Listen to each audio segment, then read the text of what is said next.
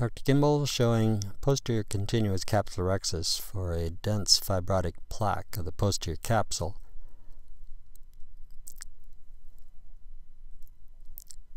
This also showing enlargement of the CCC that I've called two-stage capsulorhexis. Then after the CC is big enough, we're doing posterior capsulorhexis. After a puncture of the capsule, usually no vitreous presents because of burger space, and then additional protection is obtained by adding a cohesive viscoelastic like Helon GV or Helon 5 in burger space to do the posterior capsule CCC.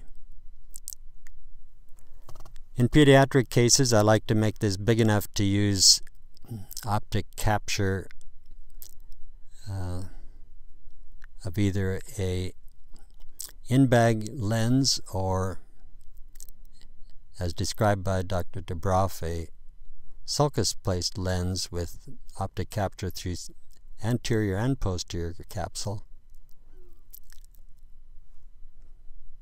But here we have an opening, and we're going to use a one-piece intraocular lens in the bag.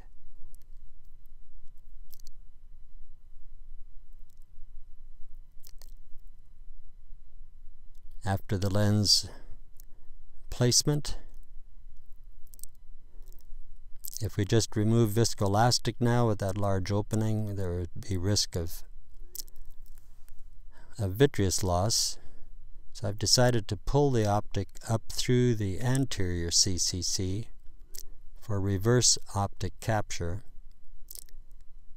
so that when viscoelastic is removed, we have a barrier. Yes, we have trapped viscoelastic under the lens, but this will be dispersed into the vitreous. With this tight capture, we don't have to worry about viscoelastic,